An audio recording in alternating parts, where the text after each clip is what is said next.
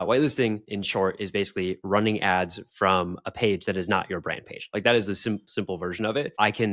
Zach could send me socks and I could create ads for him as me, and we could run ads from Brad Plock's business page, which I have, by the way. I have very high rates. I mean, one of the biggest unlocks for us in the last, I would say this year, was putting a lot more energy into hiring what we call partners, which are individual influencers that we pay a flat monthly fee. We send them a unique brief and they shoot content for us, and they don't post that content on their page. None of it is posted organically, but we only get that content to run for ads, and we get whitelisting access to run ads with their handle. So I'd say it's the combination. And then the creative is important. We've found that these ads usually will get more scale with the whitelisting handle than they will with the brand page. They're shooting content anyway. So like, why not make you their main person? I heard somebody say on an agency owner's call the other day that they said to, I guess, creators, and they said, who's doing content across their portfolio of brands, essentially, and said to them, like, we want to be paying you 3 times as much. So here's what needs to happen to do that. Start at the beginning, make up a page, whatever, Brad from X brand, right? Like start there, start with the founder one, ideally, if you're having founder content. Try that first, see if there's any incremental. And like the nice thing about that is you can just run your same ads under a different page. Try that first. If you see some lift in ROAS, great.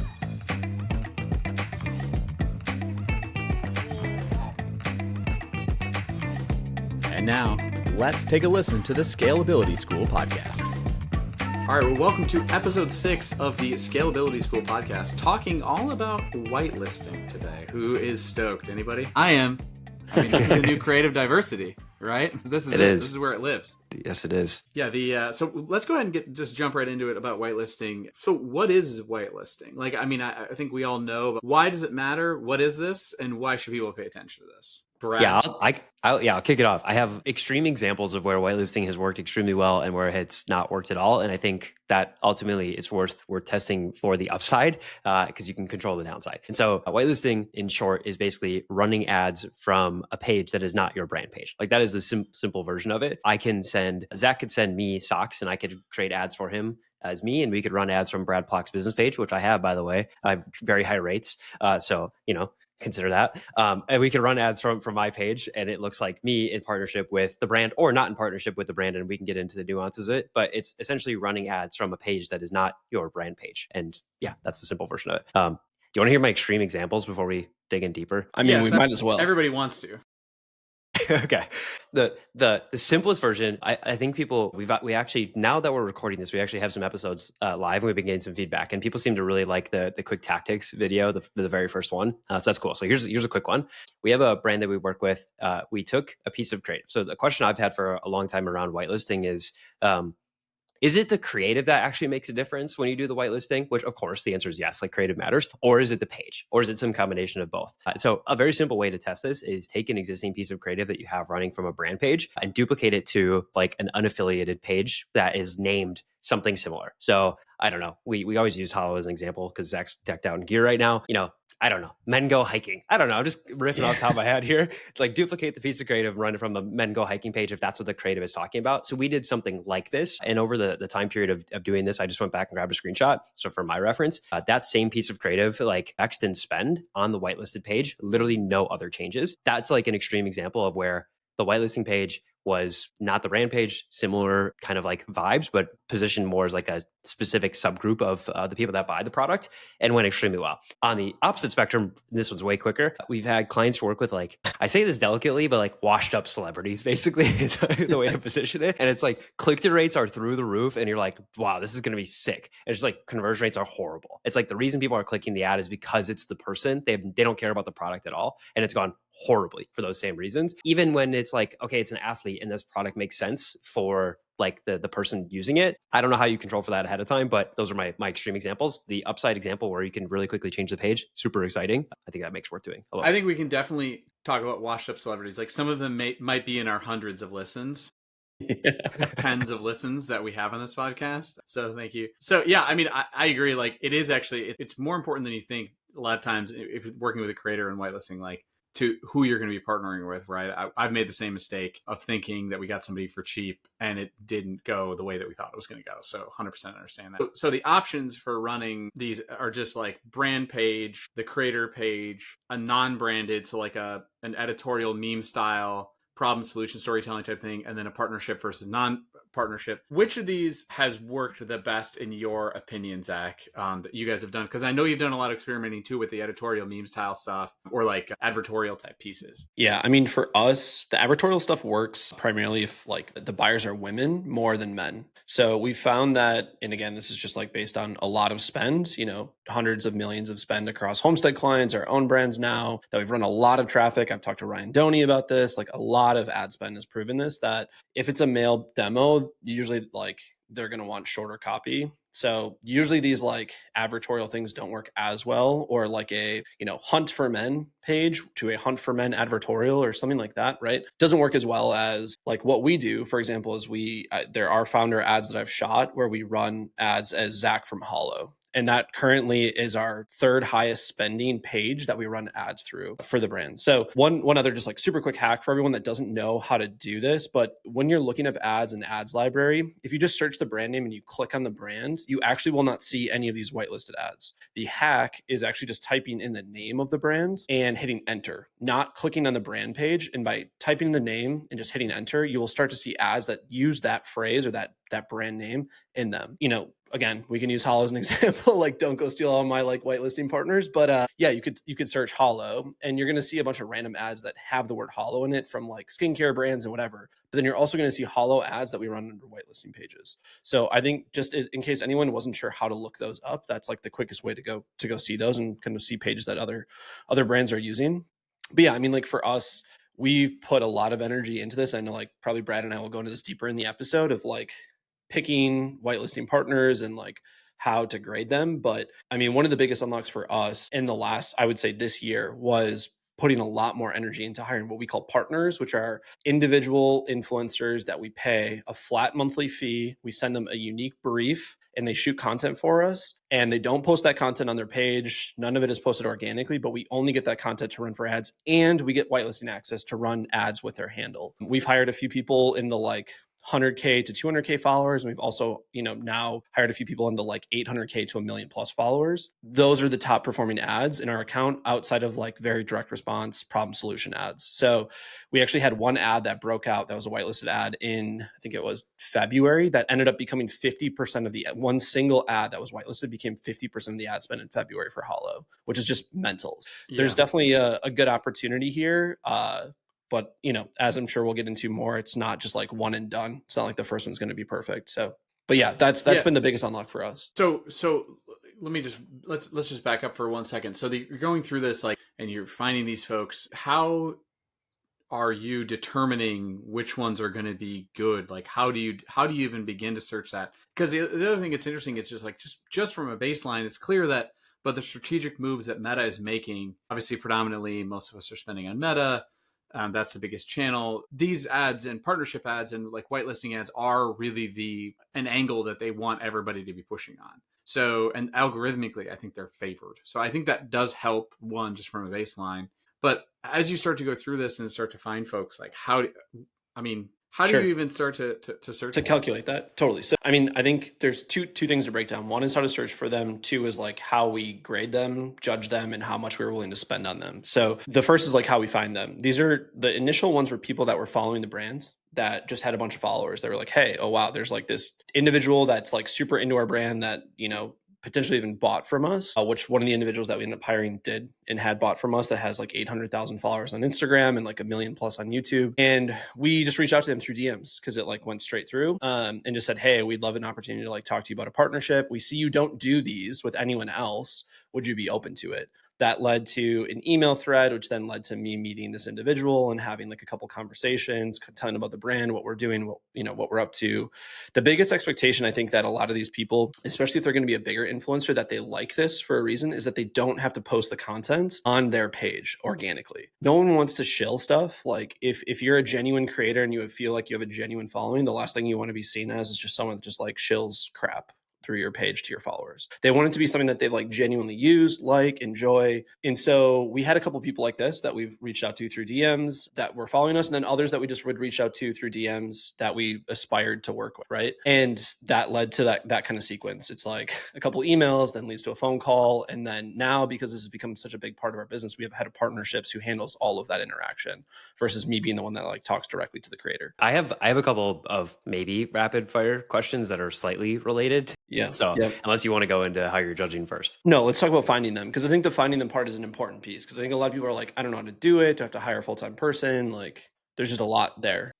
Yeah. Well, okay. So one step before that, it's like so we laid out the options, which are like you can run from a brand page, you can run from the creator page, whatever. My question before we dig into running it from the I guess getting creator partnerships in general is like, have you noticed it? Is there a meaningful difference? Like, well, I guess your opinion is like, is it the content? Is it the whitelisting? Is it both? So kind of what we started with.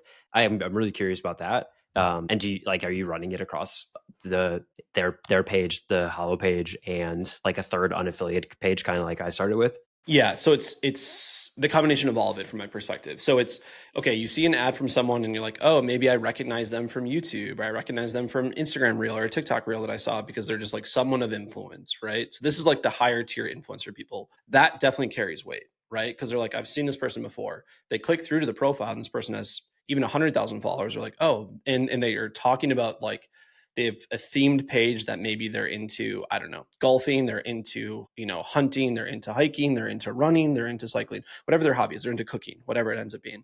If they have that theme page, it's like, oh, this is a person that knows what they're talking about. Go back to the ad, watch the ad again. Like, we feel like we've seen longer watch times with these whitelisted ads than we see with like our direct response, more problem solution video ads. And to me, that's because they're like going to the page, coming back, wanting to see what they have to say. So I'd say it's the combination. And then the creative is important. We've found that these ads usually will get more scale with the whitelisting handle than they will with the brand page. So this is where like the true secret sauce is kind of the combination of all three.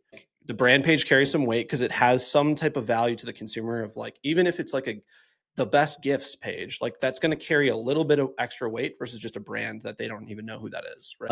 So I think that is the creative, and then like the combination of all three elements is kind of what gets the sale. What was the second thing that you asked? I don't remember, but I have a follow-up thing. Okay.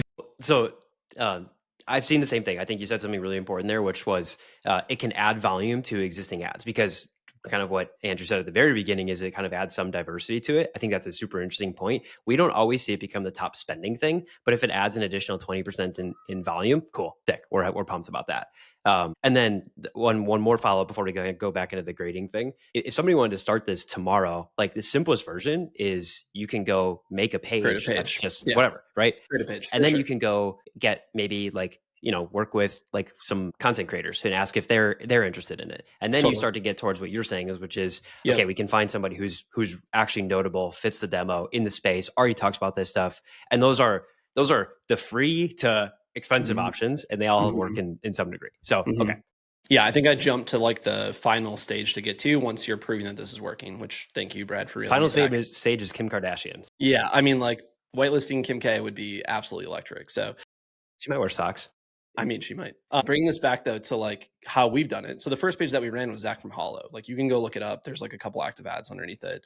It gets a lot of spend. Like that works. Then it was hiring, a creator that I think we paid $1,000 for content that we briefed to them that they shot uniquely for us. They didn't have to post on their page. They had like 30,000 followers. It's like an outdoor enthusiast person with whitelisting access. And it was like, oh, this is kind of working. And then we started to say, how much of our budget of creative that we spend on like going and sourcing creative do we actually want to spend on what we call partnerships, which is like these people that we will pay a flat fee per month plus whitelisting access that we can get content, not just like creators, which is like UGC creators. Those are people that we like hire that we just get the content from and run ads with, but we don't get whitelisting. So for our partner program, we basically said we're willing to spend 5% of our ad spend on hiring these creators. And if that helps us grow our ad spend by an additional 50%, the math backs out. So like just to run very quick math, like I know we're not supposed to do like public math on this, but like let's say you're spending $500,000 a month If you're not running whitelisting and you're spending $500,000 a month, you have a lot more to unlock by doing this. Even if you're spending $250,000 a month, like there is a lot of unlocks to be had here. So we said 500K, we were spending around that, kind of coming out of like Q4, like 5%. So we can go spend $25,000 hiring somewhere between 5 and 10 partners a month, where then we will send them a brief, a unique brief to them, and then we will get whitelist and access their page. And our goal is basically to get them to spend, if their fee is 5% of what we can spend, it backs out for us, and that's a win. So like if that each individual person we can spend 5K with, we want to be able to spend 100 grand with their ads, and then that math actually backs out to us paying them for a flat fee. So I think like the biggest thing is setting the expectation of how much are you willing to spend on the creators, and then what is the ideal outcome of creators? Because for us, we actually took that 12K budget and slashed it down to like half of that, because we realized, hey, half of these people actually we weren't able to spend through at the ROAS targets that we set. So I think the biggest thing of starting is like saying, okay, what percent of my creative budget or percentage of ad spend am I willing to take a bet on to see if I can push up more and spend with this new style of creative? And then setting the expectation of what you want to minimum to be able to spend behind each creator. That's what we've done. That's worked really well for us. Now we're spending 50 grand a month on our partnerships program, which means that in theory, we should be able to spend $1 million a month behind these partners. That is like the math that has to back out for us. Pretty interesting. So let's go through one thing I want to talk about briefly is getting, once you've connected with them, since we're down that road, like one thing that's made it really easy on our end is using like Leadsy to get connected with these people. Obviously, some of these folks aren't tech savvy. It's like a one-click solution, right? They just open the link, log in, confirm access, makes it a lot easier for them.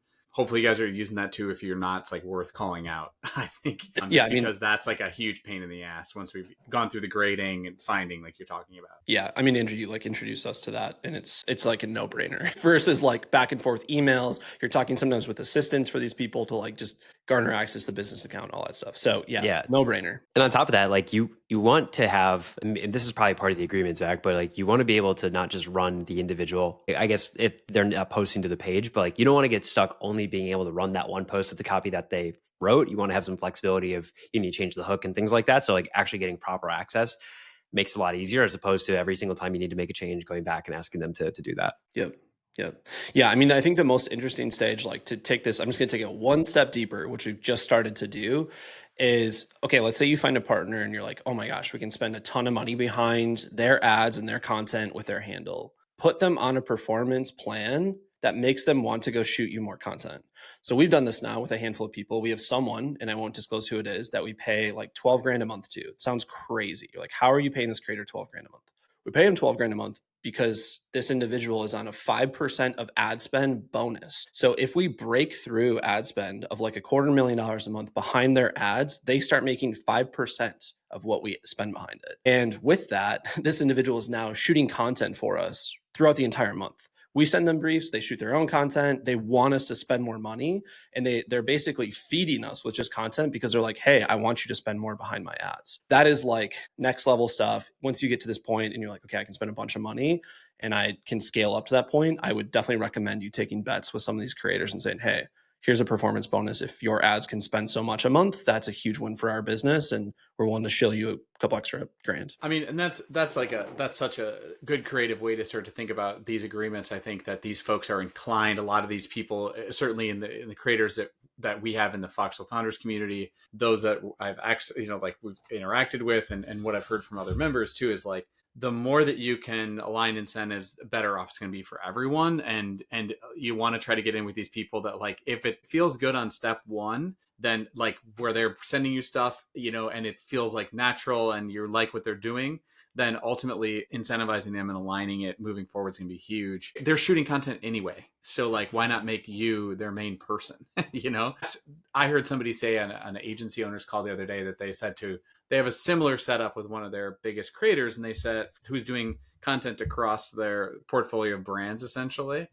And said to them, like, we want to be paying you 3 times as much. So here's what needs to happen to do that. And like, apparently that was beginning of the year. And now that's almost happened, which is pretty cool, right? Like, everybody loves to be incentivized that way. So on the grading thing, like once you go through, you've looked, you found some of these folks, How are you grading them? Brad, how do you guys grade them? And then we'll let Zach kind of go through. Yeah, no, I mean, I think Zach kind of nailed it with like the way that he lays out the percentage of spend is similar to how we look at it. I think the simple math just backs out is you have to determine you do your break even ROAS calculation. You figure out how much you need to spend in order to make up for what you paid them on a fixed fee, and anything above that is like gravy, unless you start to introduce these performance based incentives. For us, and transparently, like I want to do more of this, which is why I love this conversation because I'm stealing Zach's insights. Like I think we could do more. Like the low end kind of where we are is we're building out these like non-branded pages, and we're working with like we're seeding kind of like content creators as opposed to maybe these like bigger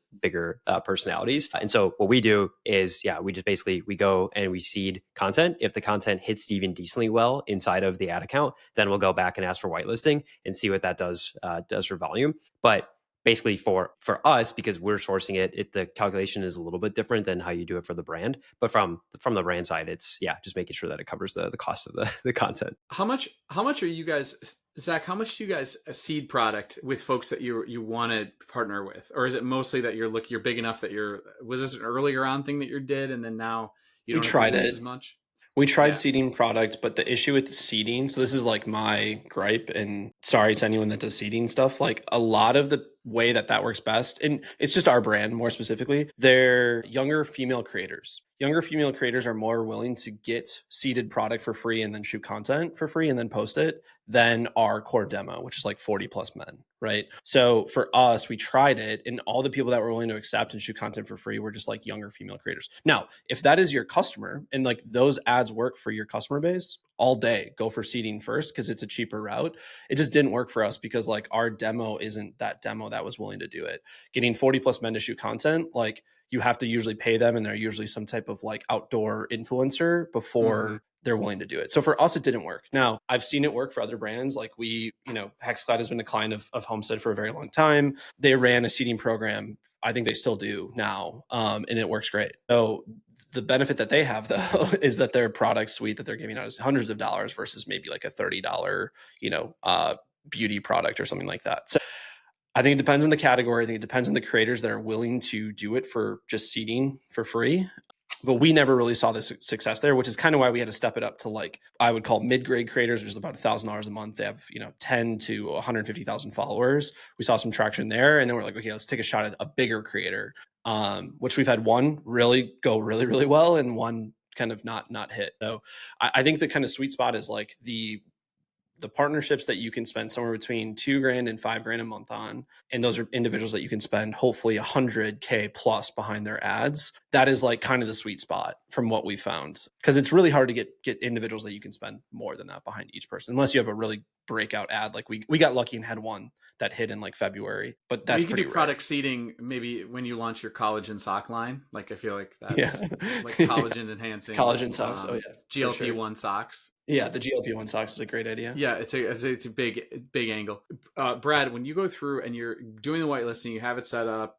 One of the things I feel like that you taught me is naming conventions within Meta to like track this more efficiently. How do you guys do that?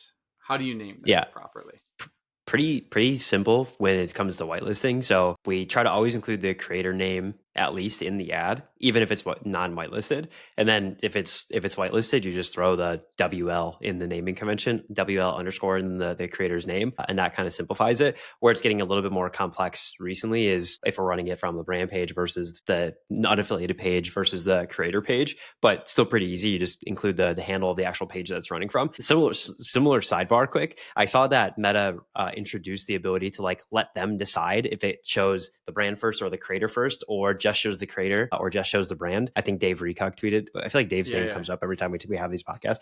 And Taylor Holiday responded and was like, "This is Meta saying we are going to do what's better. Just let it give us the control and get out of the way," which is hilarious. Right. I think it's You're not totally going to have a choice in like 6 months. Yeah, exactly. It's the just trust the black box, and I do. But yeah, just throw it in the naming conventions. Throw the creator name, notify what page is actually coming from, and then allow you to pull those reports. Yeah, I mean, I think just to like really nail down on the like simplest form here, if you run any founder style content, which I think most brands should try to do, or at least like your own UGC version that your team shoots that's like an employee of. I thought I saw that on like Twitter. It was like not whatever founder content, but employee content, whatever. Create a page around that. Create a page around the founder's name. Create a page around like whatever, John from brand XYZ, whatever. Those pages are always and historically the top performing one, even beyond any other type of like whitelisting partner that we've seen for all of our brands in our portfolio and from,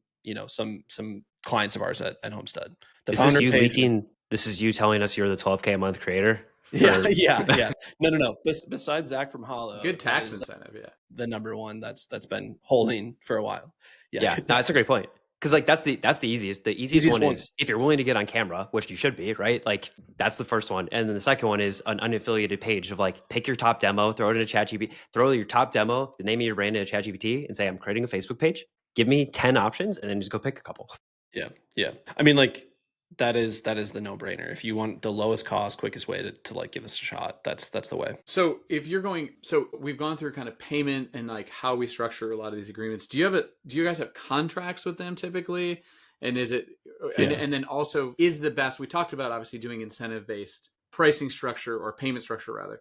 But I think out of the gates, most of the time it's like a fixed one-time payment when you're starting to work with these people. And then it shifts into something else. But have you seen another payment method that seems to work? So the sweet spot that we found is a 60-day contract. It's basically the first 30 days to like get access, send them product, write a custom brief for them, send them the brief. They shoot the content, and then in the next 30 days, you run the ad. And you pay them a one-time fee for that 60-day period. I think people think that they can do this like really fast, but some of these people, like especially if you go push up to like bigger creators, they're traveling the world, they're doing all sorts of stuff. They've got events, they've got whatever. Like it is a couple grand, which they will appreciate, but it's not like life-changing amount of money. So give them time, like expect that this will take some time to get the content. So we basically plan 30 days for that, 30 days to actually run the content. And then we judge it at the end of that 30 days. And it's like, okay, were we able to spend, 20 times what we paid this creator? And that's 5% of spend versus what their fee was. And if that backs out, cool, renew them again. And we'll do a 3-month contract with them. That's how we do it. And yeah, we have contracts for it, for what it's worth. Similar. I have nothing to add useful there. Yeah. No. The one thing that I feel like is like everyone is like, oh man, I have to go hire my law firm to go put together this contract. Like I think one thing that we could do, Andrew, is like for the founder members is I could drop the contract that we use that we've already paid someone to do, and you could post that in there. So anyone that's a founder member will like add that extra little value add for you, save you a couple grand versus hiring an attorney to like write up this contract. Appreciate that. Don't tell the attorney. Okay, so we're measuring. So are there metrics that you judge these by outside of different, that are different than the metrics that you use normally, like hook rate, hold rate, CPC, CVR, creative type, branded, non-branded, etc.? Are we measuring it the same that we're measuring other pieces? We're measuring it the same. So I'm asking you guys, like, we don't necessarily look at this any differently. Yeah, we're mostly measuring it the same, like looking at whatever our ROAS or CAC or both combination target is on 7-day click is kind of how we're doing it. I do think an interesting point, like I think literally just yesterday, Denny just did a video with some folks from Seed, and they said something really interesting towards the end of the video, which was talking about their incrementality of whitelisting not being any different than the incrementality of their branded content. I would bet a lot of money that that's not true for all brands. So like there's probably an argument to be made that there are different incrementality factors. And I know that's like a huge word this year and last, although we are measuring primarily based on some kind of version of like 7-day click efficiency. I'd imagine that there are different types of incrementality, which might also vary across creators for what it's worth too. Yeah, creators, brands. I think Absolutely, the AOV. I mean, like there's so many. I mean, they're pushing for subscription. Like there's a lot of other variables out there. Yeah. Otherwise, no notes from what Brad said. We're looking at ad spend as like ad spend is like our number one KPI lately. I think that this is like something that we could talk about in another episode. But if you're running growth and you're running the ad account, you shouldn't be spending unless it's hitting goal. So if it has the most spend, if you're looking at spend as like your threshold, that is actually probably the biggest thing for when you're reviewing these. Did they spend the most money? And if they spent enough money, then it backs out. So spend, obviously ROAS has to be there to spend more. CPA has to be there to spend more. So that's how we think about it. Yeah, no, I appreciate that. I think sometimes within our world, there's always these confusing metrics and shit that comes up that people use to confuse other people. Like, I don't know if you've heard of my trademark method. It's called the eye velocity. It's influence. No, I'm just kidding. I don't have it. I don't have that. It's not true. Okay, so let's talk about some more advanced applications of this. I know that you, Zach, have done deployed whitelisted landers with creator first landing pages. So you're sort of matching them. Tell us about that. That's a pretty cool tactic that for sure people should steal. Yeah, I mean, we've done this now across our brands and Homestead clients a few times, but if you are hiring one of these bigger creators that people will recognize, it's worth testing. Basically taking the main landing page or product page that you're about to push people to, duplicate it over and change the hero to be a content section around that creator. So like for us, we take like these big creators and we like punch them in, add a custom testimonial from them, a custom headline that relates to them, something that they've said, whatever. And sometimes these pages have like, a little extra, you can give them a little extra gas and they have a little more volume, but I think it's worth trying because it hasn't worked for every single brand. But again, I'll just like reference Xcloud because I said them earlier, but like we would run ads with like Gordon or like landing pages with Gordon in it. It's like, okay, like the ads Gordon, the landing page is Gordon, it crushes. But if You're the influencer, Jeff Gordon, right? Jeff Like Gordon, correct. race car. Yeah. Race car driver. Yep. Yeah. Right. Big NASCAR fans over here at Scalability School. Big guys. Yeah. But that's where like sometimes these creators like aren't as recognizable and then it doesn't carry any weight. So like we've kind of learned that if they're like a bigger personality, it can work well, but if not, doesn't do that much. Yeah, I have two potentially unrelated things. When you go back to like just step back for a second, like finding the people, like how are you actually finding those? Because like it's easy to go to content platform and like they're already kind of set up on there. Is that what you guys are primarily doing, or are you doing it like literally scrolling through Instagram, finding people in the demo, and then going that route? We just look for cool people that we like represent the brand, to be honest. Like people that all follow, people that our team members follow, and we're like, hey, we could use this person for, maybe a running partner. We could use this person for like someone just makes cool shit on the internet. It's like, okay, let's go hire them. And then we're just trying to build relationships with them. A lot of it comes down, if they're a bigger creator, is like building a relationship. If they are call it like mid-tier creator that want 10K to 100,000 followers, there's definitely platforms that you can use. I'm sure, Brad, you've probably used some of them, maybe even have some to recommend. I know our team has a couple times. I can't think of them off the top of my head. But most of these people that we're hiring in the 10 to even 100 are followers of ours or customers of ours that we like look up. And we're like, okay, well, they've either followed us or bought something from us. Let's go reach out to them and see if they're interested in making content. Yeah. I wish there was a platform, and maybe there is. I've tried to use one in the past where it's like you upload your customer database and it connects you with their Instagram profile and you like know. Obviously you can scroll through who follows you and you can look for the check marks, but now you can pay for check marks. So it's kind of gets lost in the sauce a little bit. Yeah, there was one that existed for a minute and we haven't. And then like something around the terms of service. It was a Shopify app that could do it, but I don't think it exists anymore. Yeah, a lot of folks we have, do this obviously in the Foxwell Founders community. They'll reach out to Mariah and she'll connect them, who's our creator matchmaker, with different creators, and that's like a great way to get started for a lot of folks. And we actually are launching pretty soon here the Foxwell Creator Community, which is for creators to help them build their own businesses, but also brands who are founder members get to come in for $0 and get to post and have people say, yeah, I'd like to take you up on that. So we're trying to kind of build a more white glove service around that, because a lot of these are like, you're going to go searching and, it's like you can look at engagement rates and all this, but around those influencers, it doesn't feel right, which is why, Zach, I feel the way that you guys are doing it makes the most sense to me, right? It's like, who is cool? Like who are we at? Who actually does this feel right with? Which I think, knowing the vibe of your brand, like that is actually really important, because those are going to be the most successful, because then you can speak to the content they've created previously, right? Which is like sets it on a completely different tone out of the gates. Yeah.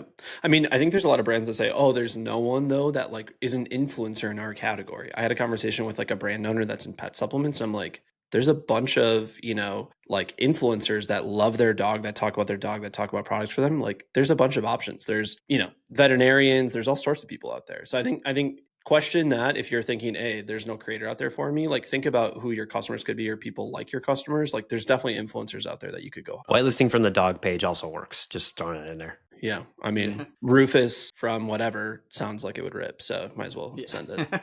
Gentlemen, anything else to add? I don't know. Yeah. I think that's a lot. I had something, but it's escaping me. So probably not. Yeah. I mean, I think the last thing is just like to do this, start with the basics. Don't try to send it right away. Don't go spend $12,000 like we are at Hollow on your first creator. It's probably not going to work. Like start at the beginning, make up a page, whatever. Brad from X brand, right? Like start there. Start with the founder one, ideally, if you're having founder content. Try that first, see if there's any incremental. And like the nice thing about that is you can just run your same ads under a different page. Try that first. If you see some lift in ROAS, great. Then that's where you can invest in your first $1,000 creator, to get whitelisting access and then start to punch it up.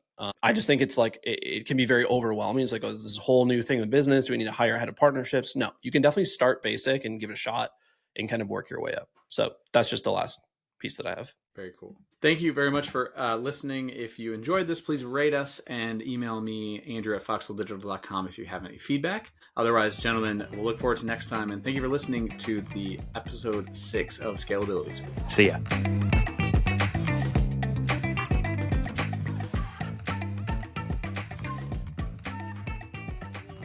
I can tell you that everybody in the founders community, or almost everybody, uses Leadsy. It's a great product. Everybody loves it.